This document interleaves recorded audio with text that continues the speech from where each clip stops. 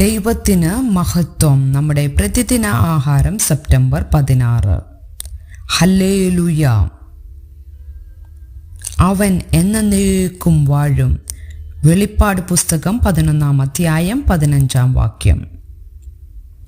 അതിശയകരമെന്ന് പറയട്ടെ, വർഷം തോറും ആയിരക്കണക്കിന് തവണ അവതരിപ്പിക്കപ്പെടുന്നതും ഒരു പക്ഷേ ലോകത്തിൽ ഏറ്റവും പ്രസിദ്ധവുമായ സംഗീത സൃഷ്ടിയായ മശിഹ എന്ന സംഗീത ശില്പം രചിക്കാൻ ഹാൻഡലിന് കേവലം 24 ദിവസമേ വേണ്ടി വന്നുള്ളൂ.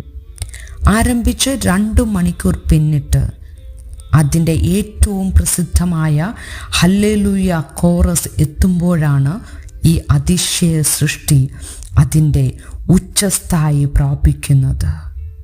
ട്രംഫറ്റും ടിംപാനിയും ഈ കോറസിൻ്റെ തുടക്കം കുറിക്കുമ്പോൾ ഒരു ശബ്ദം മറ്റൊന്നിനു മീതെയായി ഗായക സംഘം വെളിപ്പാട് 11:15 അവൻ എന്നേക്കും വാഴുമെന്നത് പാടുന്നു. സ്വർഗത്തിൽ യേശുവിനോട് കൂടെയുള്ള നിത്യതയുടെ പ്രത്യാശയുടെ പ്രൗഢമായ ഒരു ഘോഷമാണത്.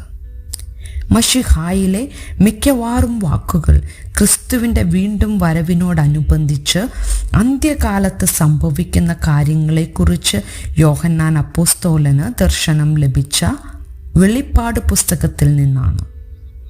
ഇതിൽ ഉയർത്തെഴുന്നേറ്റ യേശു ഭൂമിയിലേക്ക് വീണ്ടും വരുന്നു എന്ന പുസ്തകത്തിൻ്റെ പ്രതിപാദ്യ വിഷയത്തിലേക്ക് യോഹന്നാൻ വീണ്ടും പോകുന്നുണ്ട്. അപ്പോഴെല്ലാം വലിയ സന്തോഷവും ഗായകവൃന്ദത്തിൻ്റെ ശബ്ദവും കേൾക്കാം. യേശു അന്ധകാര ശക്തികളെയും മരണത്തെയും തോൽപ്പിച്ച് സമാധാനത്തിൻ്റെ രാജ്യം സ്ഥാപിച്ചതിനാൽ ലോകം ആനന്ദിക്കുകയാണ്. ഒരിക്കൽ സ്വർഗം മുഴുവൻ യേശുവിൻ്റെ മഹത്വകരമായ അധികാരത്തെയും നിത്യമായ വാഴ്ചയെയും ഘോഷിച്ചുകൊണ്ട് പാടും.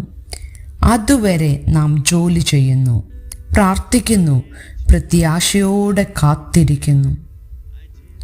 ചിന്തിക്കുക, യേശു ലോകത്തിൽ വാഴാൻ വരുമെന്നത് നിങ്ങൾക്ക് എങ്ങനെയാണ് ഇപ്പോൾ പ്രത്യാശ നൽകുന്നത്? യേശുവിൻ്റെ വല്ലഭത്വം ഓർക്കുവാൻ നിങ്ങളെ സഹായിക്കുന്ന പാട്ടുകൾ ഏതൊക്കെയാണ്? ദൈവത്തിന് മഹത്വം.